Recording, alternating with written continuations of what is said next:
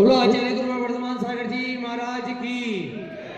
आचार्य श्री आज आपको टोक नहीं अपितु पूरी दुनिया के अंदर सुना जा रहा है, लेकिन आज लाइव शिखर के लोग भी आज आचार्य धर्म सागर सभागार का उद्घाटन करके वहां बैठकर आपको लाइव पर सुन रहे हैं। और हम सब भी आचार्य धर्म सागर जी महाराज के जो उपकार हमारे जीवन पे रहे, जैन समाज पे रहे, उन उपकारों का आज सीधा सीधा वर्णन है कि आज आचार्य वर्धमान सागर जी सत्संग टॉप के अंदर देखने को यहाँ पर मिल रहे हैं। मैं आपसे निवेदन करूंगा कि आप अपने अमृतमय वाणी से हम सभी भव्य जीवों का कल्याण करिए। नमोस्तु गुरुदेव, नमोस्तु गुरुदेव, नमोस्तु गुरुदेव।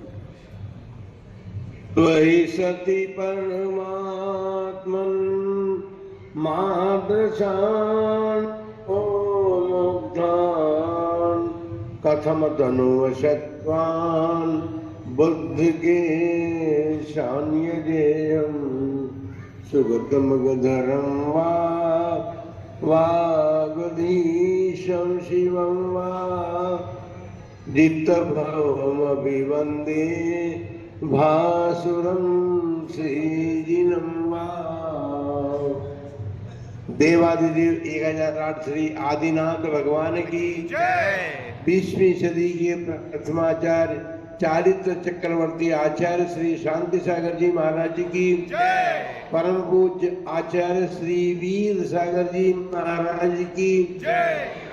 परम पूज्य आचार्य श्री शिव सागर जी महाराज की जय। परम पूज्य दीक्षा गुरुवर्य आचार्य श्री धर्म सागर जी महाराज की जय।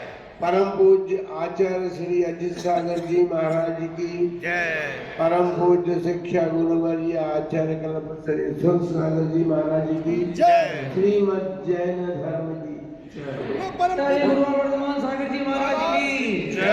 आचार्य संघ की जय हो।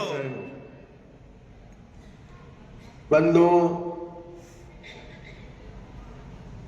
जो श्रीमद जैन धर्म को जानता है, उसे मानता है,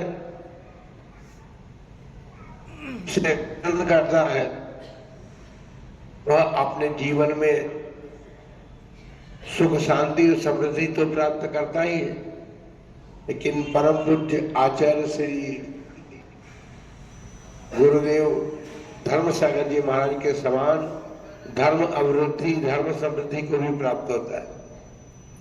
बचपन सा जीवन और माता पिता का साया जिनके सिर से उड़ गया हो, और जिन्हें बहन दाखाबाई का सानिध्य प्राप्त हुआ, जो उनकी चचेरी बहन थी, और उनकी प्रेरणा मिली, उनकी प्रेरणा से उन्होंने भगवान जिनेन्द्र के दर्शन करना प्रारंभ किया। और भगवान के दर्शन क्या किए उन्होंने भगवान के दर्शन के साथ साथ आत्मदर्शन भी करना प्रारंभ कर दिया। उन्हें लगने लगा कि आत्मदर्शन वास्तविक दर्शन है।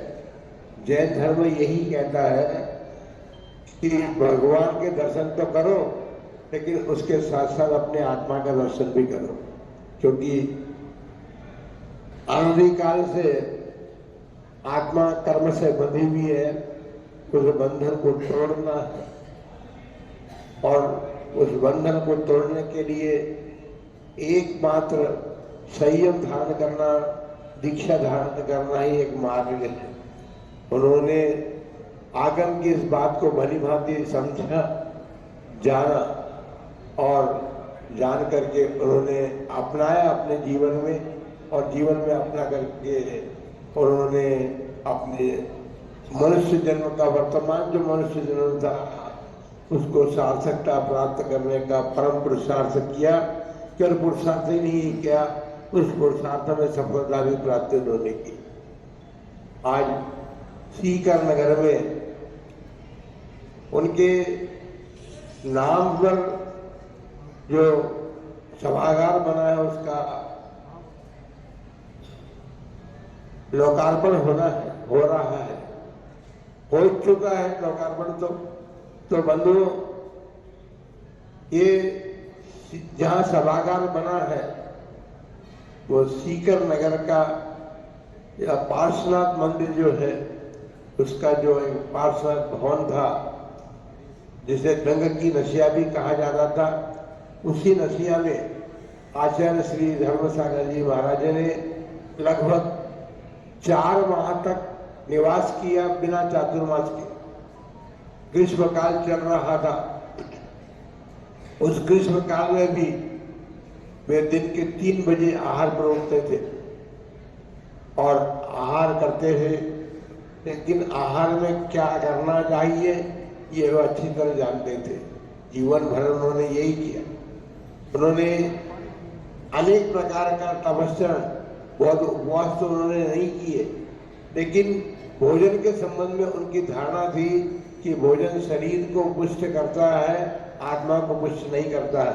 आत्मा को पुष्ट करने के लिए शरीर की आवश्यकता भले ही है, लेकिन शरीर को शक्ति प्रदान करने के लिए आहार लेना जरूरी है।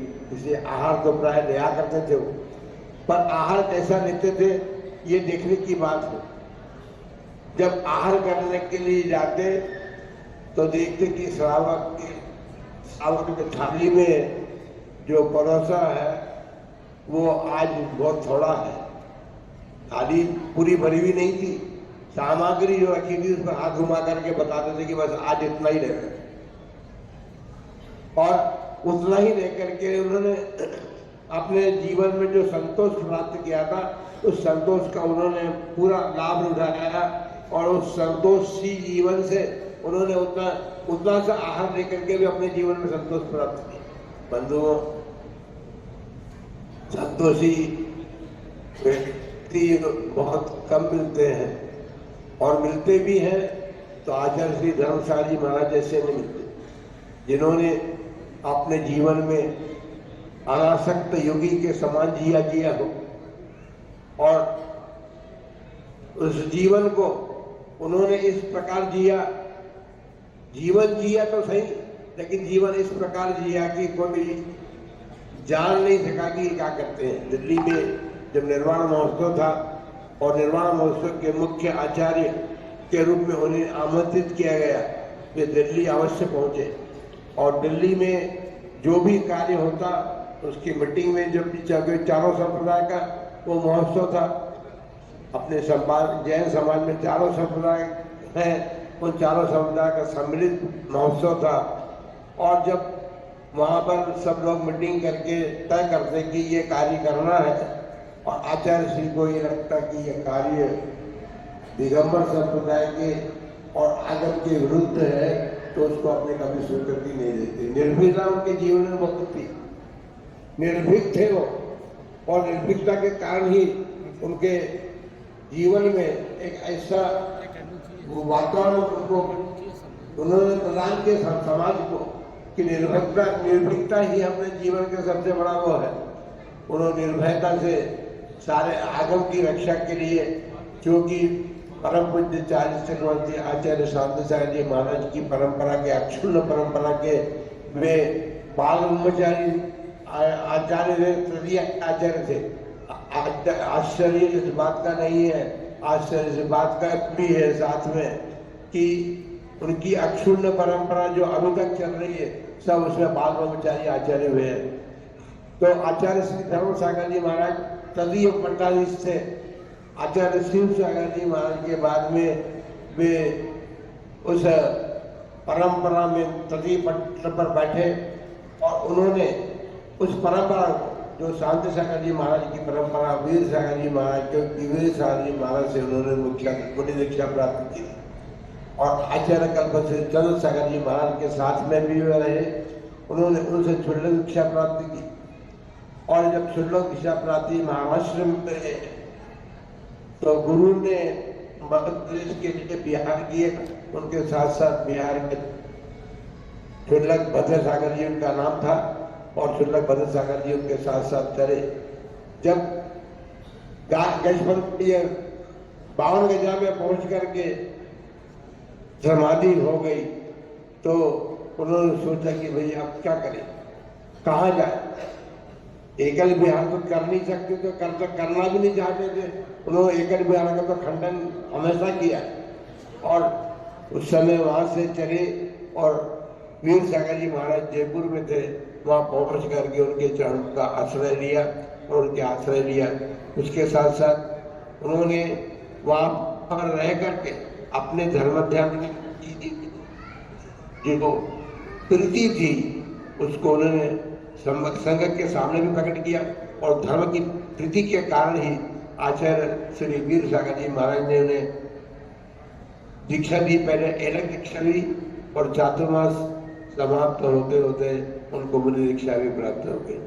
बंधुओं, ये आचार्य कर्म चंद्रशाली महाराज के द्वारा संस्कारित भजन सागर जी महाराज से जो धर्म के प्रति अत्यंत प्रेम उनका था और धर्म से हट करके कोई बात करना भी नहीं चाहते थे, इसलिए उन्होंने उनको आचार्य वीर सागर जी महाराज ने धर्म सागर नाम दिया। आश्चर्य तो इस बात का है कि जिस दिन आचार्य श्री धर्म सागर जी महाराज का अर्थात चिरंजीव लाल जी का जिनका जन्म हुआ था, वह जन्म भी धर्मनाथ भगवान का वो ज्ञान कल्याण का पौष शुक्ला पूर्णिमा के दिन उन्होंने जन्म लिया था और उस दिन धर्मनाथ भगवान ने केवल ज्ञान भी प्राप्त किया था। धर्म सागर जी महाराज के जन्म के दिन नहीं, लेकिन वो तिथि वो थी, उस तिथि पर हुआ। लेकिन सौभाग्य कहें या यह कहें कि जैसे संस्कार होते हैं जीव के, उनको जीवन में उस प्रकार के संगम भी मिल जाते। जब उन्होंने समाधि का अघोषित समाधि का मन बनाया और मन बनाया तो जब सीकर में रह करके 4 महीने, लेकिन उसके पहले एक बात हम और बता दें आपको कि आचार्य परमेश्वर के गुणों में एक मासय का वासिता गुण है। एक स्थान पर अधिक से अधिक एक मास रह करके सिवाय चातुर्मा के अलावा, उससे सीकर में रहे उन 4 महीनों में वो 1 महीने से ज्यादा उस नशिया में नहीं रहे और 1 महीने से होने से 1 दिन पहले ही वो वहां से 8 किलोमीटर बिहार करते, जबकि स्थिति ऐसी नहीं थी उनकी, और 8 किलोमीटर बिहार करके वहां रहते, रात्रि विश्राम करते, आहार भी करते, फिर वहां से वापस नशिया आते। तो वहां से उन्होंने 4 महीने लगातार उस नशिया में नहीं रहे, वो प्रति महीने बिहार करते थे, आते थे। बस अंत में एक समझे कि अमरेंद्र सौभाग्य प्राप्त हुआ कि आचार्य महाराज का एक संकेत मिला कि भाई यहाँ पर पास में एक मकान है, उस मकान को देख लेना चाहिए, मैं वहां जाऊंगा। हम मकान देखने के लिए सब लोग गए भी, तो वहां पर वो परिपूर्णता थी, उस मकान में सभी संग ठहर सकता था और सारा काम वहां संका हो सकता था।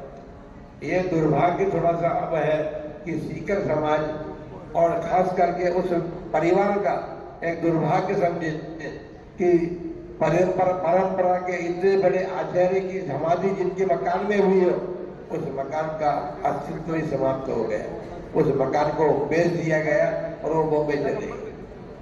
ये जो भी है, जैसा भी हुआ, लेकिन वो समाधि स्थल वो भी एक बंधक का बनाया जा सकता था, कोई बात नहीं।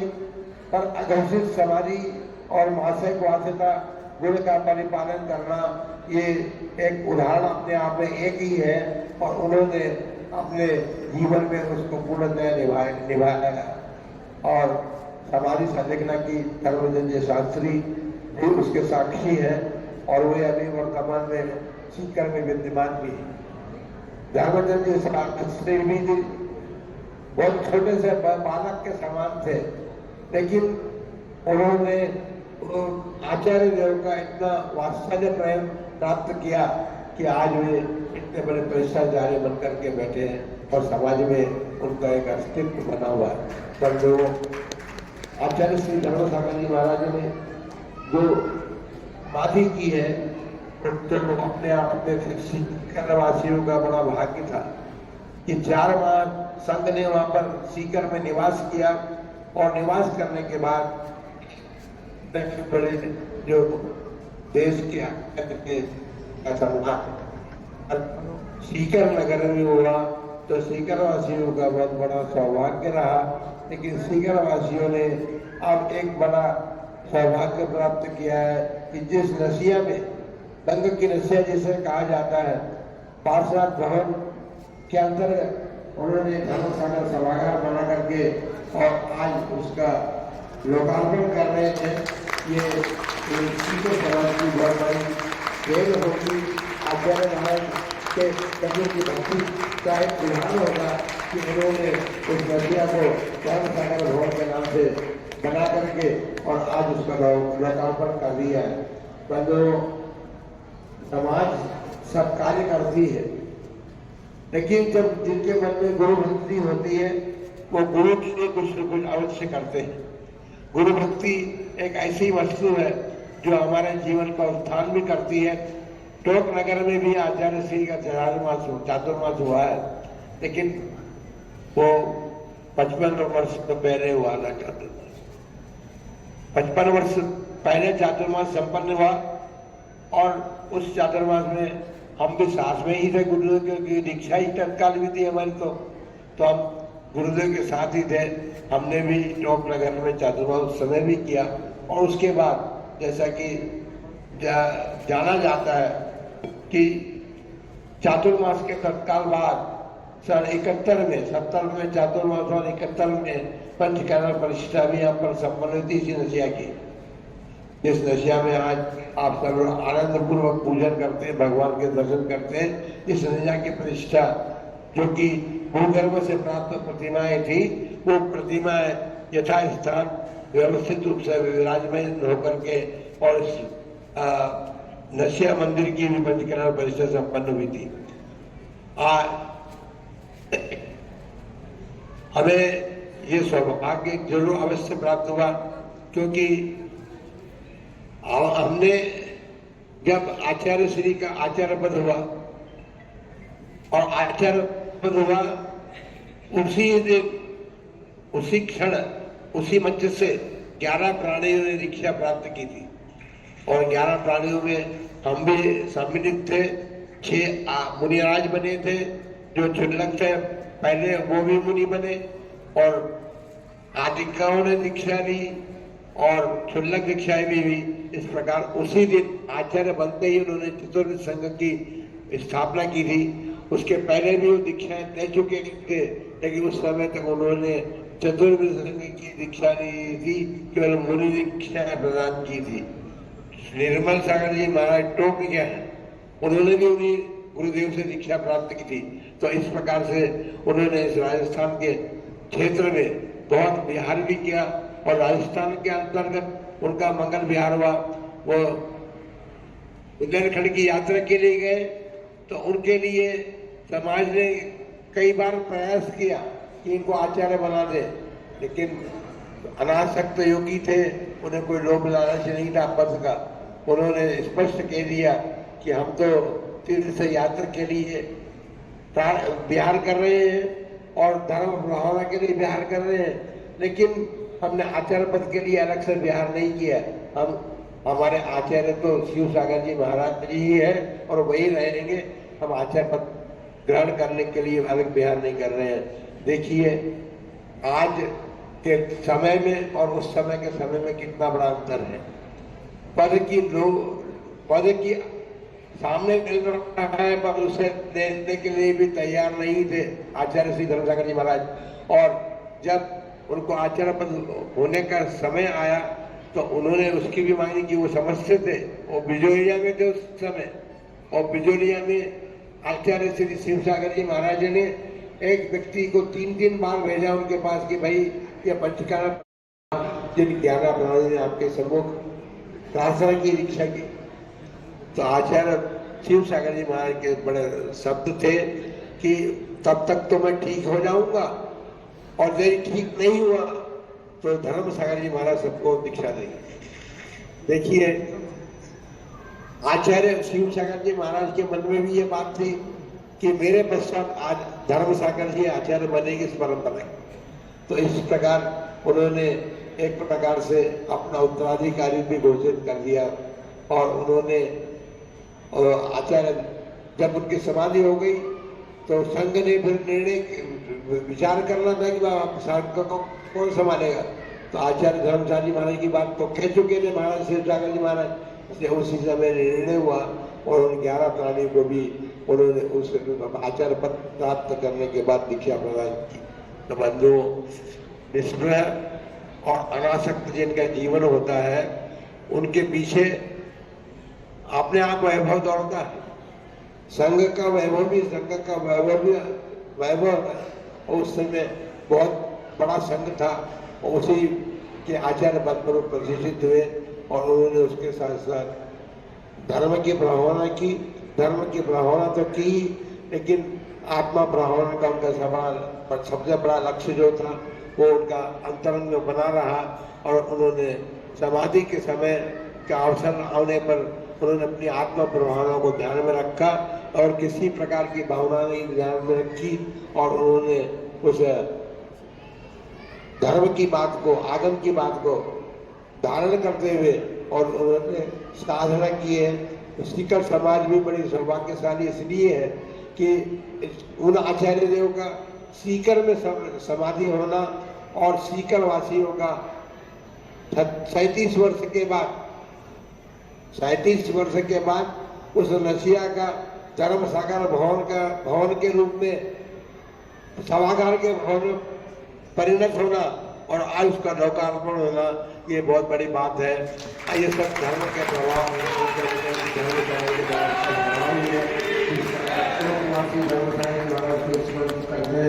उसी प्रकार सीकर समाज भी जो है आचार्य धर्मशाला जी महाराज को अभी भी याद करती है और आगे भी याद करती रहेगी, क्योंकि उन्होंने जो कार्य किया वो कार्य भूलने वाला नहीं है। उन्होंने सीकर समाज के बीच में भी एक ऐसी धर्म की परंपरा छोड़ी है जिसके कारण सीकर समाज भी धन्यता को अनुभव करता है। तो आज हम आचार्य श्री के इस सभागार का लोकार्पण अवसर है, सारी सीकर समाज को आशीर्वाद देते हैं कि उन्होंने अपने गुरु, जिनको गुरु माना था, उन परम गुरु के नाम को सुरक्षित करने के लिए और सुरक्षित करने के लिए नहीं जाने पर जिस स्थान पर धर्म की भावना भी हो सके, ऐसे धर्म सागर सभागार बना करके और उसका उद्घाटन किया है। तो ये एक बहुत बड़ी बात है। हम समाज के लिए भी यही प्रार्थना करते हैं कि उन्होंने जो कार्य किया है उसके साथ एक बात और है कि 37 वर्ष उनकी समाधि को हो गए, 38 वर्ष, और 38 वर्ष में उनके समाधि स्थल में कोई बहुत बड़ा कार्य नहीं हुआ है। इसलिए इतने बड़े आचार्य की समाधि सीकर में भी है। तो सीकर समाज जो है इस बात पर भी ध्यान दे कि जैसा धर्म सागर सभागार बनाया है उसी प्रकार उनके समाधि स्थल का भी विकास और उन्नति कर सके। इन्हीं मंगलमय भावना के साथ आप सब लोगों के आशीर्वाद।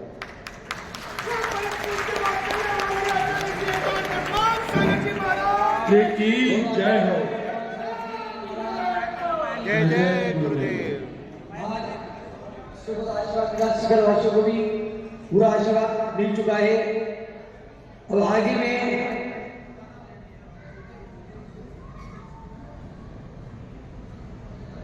हमारे बीच के अंदर अभी जैसे कि मुनि श्री एकसाई धर्मशाला जी महाराज ने कहा कि मोहन जी को मामा जी क्यों कहते हैं, क्योंकि हमारे मामा जी हैं, इसलिए